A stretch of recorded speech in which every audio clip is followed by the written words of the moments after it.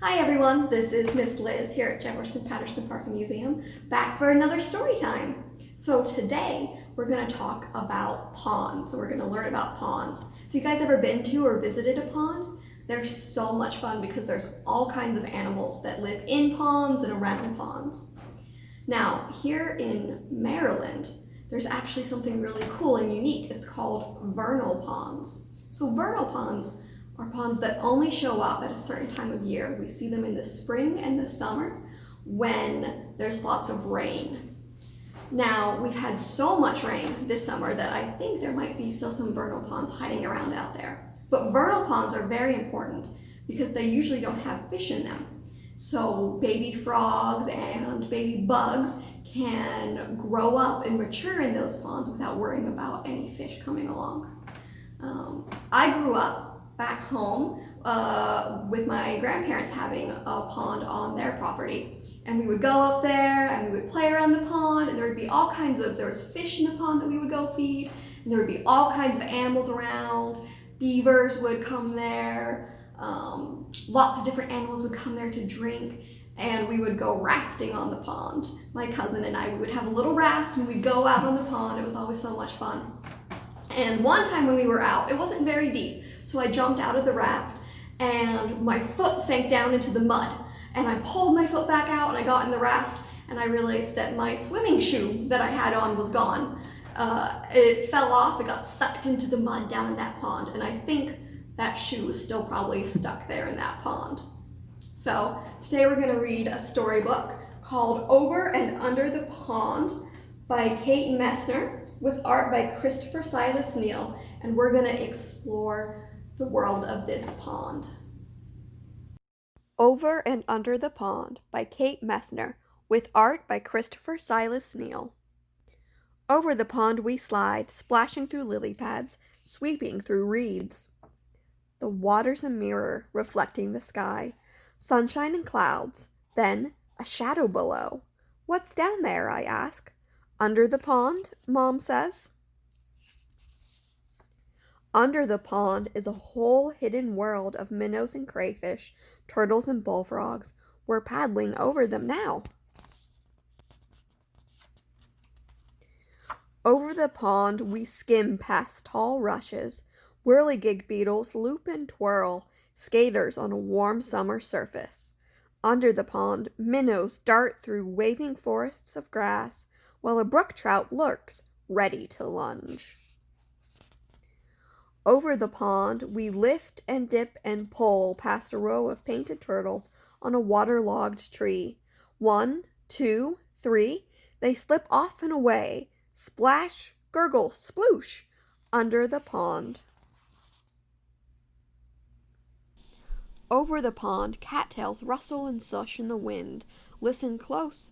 Cookery! Red-winged blackbirds race by. One has grass for her nest. Under the pond, a caddisfly larva builds a home of her own, a secret shelter of pebbles in the sand. Over the pond, the shadows of trees lean out from the shore. We coast under a low-hanging branch. A moose looks up with a mouthful of water lilies. We've interrupted his lunch. Under the pond, beavers dive deep. They pump with powerful tails and rise to the surface with delectable roots from the mud. Over the pond, the wind gives us a push and stirs the light-dappled leaves on the shore. There on a branch, a new goldfinch teeters, finally ready to fly. Under the pond, tadpoles are changing, learning to hop. They're losing tails, growing legs, growing up. Over the pond, there at the shore, tall and silent and still, a great blue heron stares down into the deep. It tenses, takes one long-legged step, and strikes.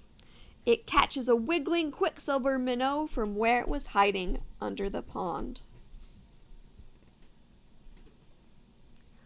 Over the pond we drift, heads tipped up to the sun.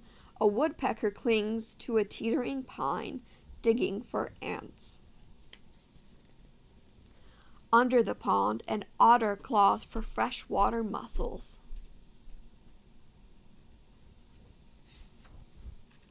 Over the pond, a sleepy dragonfly lands for a rest. His spindly legs tickle my knee. Under the pond, dragonfly larvae watch what swims by. They catch minnows in monster-fast jaws. Over the pond, the shadows stretch. Ospreys circle on quiet wings. Raccoons and minks stalk the shoreline for supper. Under the pond, with a flip of a tail, a crayfish disappears in the dark. Over the pond, we head for home. We glide, swish bump, right up onto the shore as a far-off loon calls good night. The sky turns from sunset to dusk to dark. Night settles over the pond. The prowling catfish and drowsy turtles, the scuttling crayfish and tadpoles turn frogs, wading herons and stalking raccoons, and the hidden world under the pond. The end. Alright guys, so now I'm going to show you how to make your own frog with a long tongue. So to do this, you're going to need 1 to 2 paper plates. If you don't have a paper plate, just using a piece of paper will work. Then you need some paper. I have white paper and I have red paper. If you don't have any red colored paper, you can always just color his tongue red. You're going to need some scissors, either glue or double-sided sticky tape, and then whatever you want to do to color your frog. So I'm going to use crayons today. You could use markers or you could even use paint if you have that. So the first thing we need to do is cut our plate in half.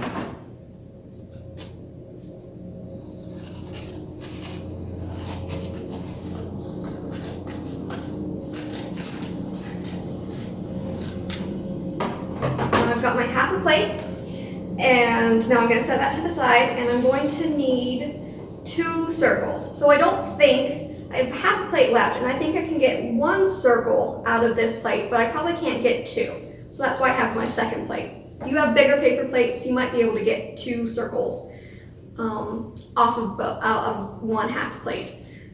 These want to be pretty big circles, so you're going to be his eyes. So I'm going to go ahead and cut these out.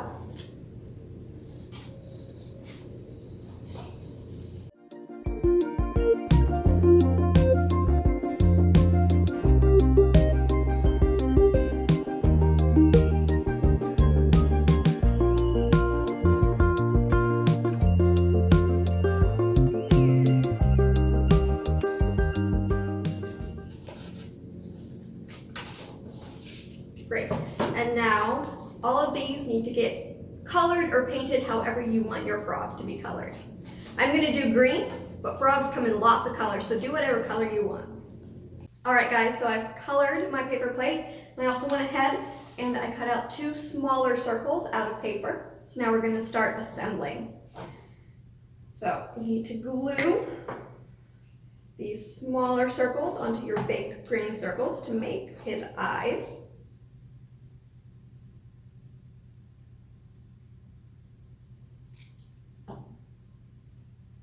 Now, did you guys know that frogs' eyes are actually really special and cool? So, frogs, they spend so much time in water that they have a special adaptation. It means they have something special that helps them live in water so much. They have an extra eyelid that helps protect their eyes in the water. So, we've got his eyes glued on. Now we're going to glue these onto our plate. You want to glue them a little bit above so that they stick up.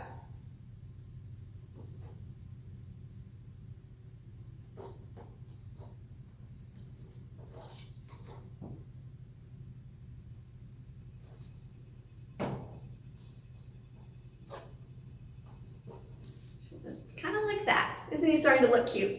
I'm going to go in with a black crayon and I'm going to draw the center of his eye, his iris, or his pupil, I mean, not his iris, his pupil.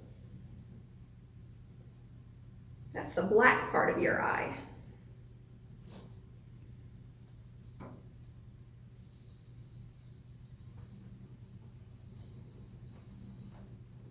And now we have to give him, see there it is, now we have to give him a tongue so we can go catch some flies.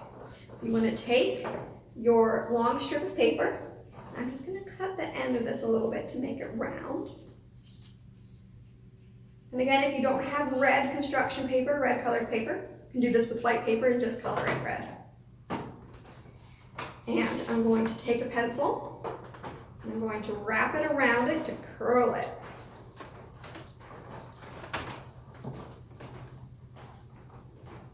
Just roll it.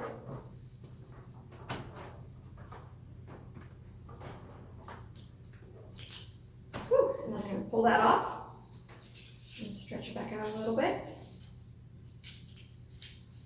Now take the other end, put a little glue on the back.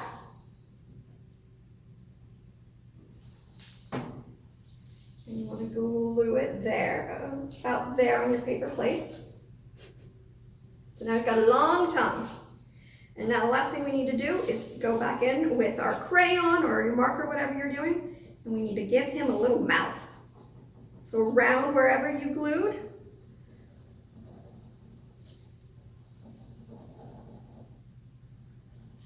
your tongue, just go in and give him a nice mouth. And there we have it, a very hungry frog with his long tongue ready to go catch some flies. All right, guys, that's it for today. Thank you so much for joining me for this story time, and I'll see you guys next month.